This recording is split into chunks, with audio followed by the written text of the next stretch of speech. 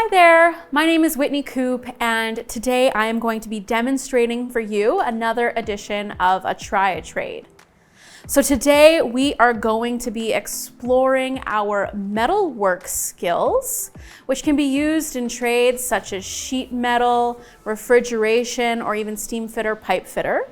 And we are going to be using copper tubing and other materials to create wind chimes. So before we get started, you're going to need to put on your personal protective equipment, including your gloves and your safety glasses. Our first step in making our wind chime is going to be to bend our metal pieces into the pieces that are going to hold the wind chime together. So to start, you can just use your wire. It's very malleable and bendable.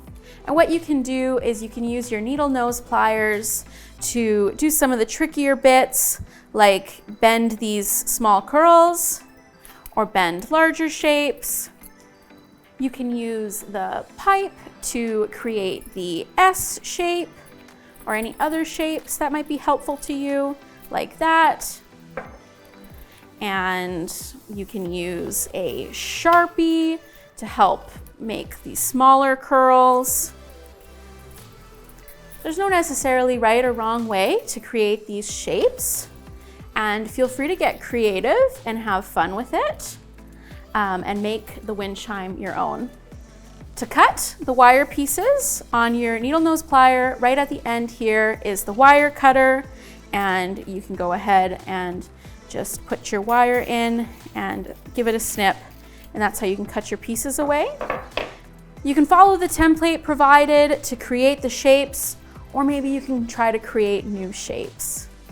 And we'll be using all of these shapes to put together the wind chimes as we go along. So the next step is going to be to measure and cut the copper tubing into our actual chimes. So what you can do is you can take a Sharpie and a ruler or a measuring stick, and you're gonna measure your pieces into roughly 8 inches, 6 inches, and 4 inches. Just mark off your tubing, and that is where we will make our cuts. So with your tubing, if it's got some curls in it, you can just kind of roll it along the table to try to get it nice and straight. To cut the copper tubing, you can take the tubing cutter provided, and you're going to gently rest the tubing right into the tubing cutter and hold it carefully. You will tighten the dial on so that the knife here is tightening gently on the copper tubing. And you don't want to bring it in too tight, otherwise you can bend and damage the copper tubing, and you don't want to do that. And so once you can just feel that it's just gently tight and in there, you're going to twist the cutter around 2 times, and then you're going to stop and you're going to tighten the dial about a 1/4 turn, and then you're going to twist it again around the tubing 2 times, and then you're going to tighten about a 1/4 turn until you can feel that the tube just breaks, just like that. When you're done cutting the tubing, you can just take your sandpaper and gently sand off any sharp edges that might be left from cutting the tubing. So using our 4, 6, and 8-inch pieces of pipe that we have cut, we are going to now drill holes into the pieces to become our chimes. I've clamped a piece of wood to the table, and taking one of my pieces of pipe, I'm going to use a scratch awl, and I'm going to just hammer a little notch into the end of my pipe, about like a 1/4 inch or a 1/2 inch down or so. And you can just kind of hold your pipe down, but this is just going to notch the spot where we are going to drill our hole.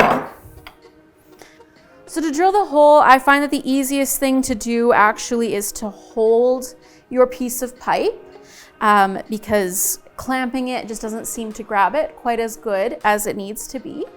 So you can hold your pipe, make sure you're wearing your gloves and your glasses. You're gonna take your drill and straight up and down, you're gonna drill into your pipe with short bursts until you feel that you've made it through. Just like that. When you're done drilling, you can take your special metal sandpaper here and sand the edges down because it can be quite sharp. And you're gonna do this for all 3 of your pieces of pipe. Our final step is going to be to assemble all of the pieces of our wind chimes. So I've taken the curls and I have attached them onto each of the wind chime pieces. And from there, I'm going to attach each of those pieces onto the hanger, just like that, so that they will attach together. I've also taken the stick that we created with the hook on it, and I've added my beads to it, and I've curled off the end so that the beads don't go anywhere. What you can do is you can take your S hook, you're going to attach the beads to the S hook, and then you are going to attach the hanger to the beads with all of your pieces on it.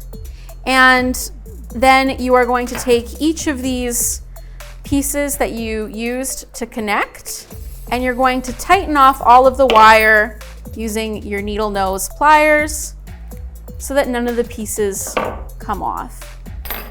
And when you are done, you are going to have an assembled wind chime just like so. And there you go. We finished our project.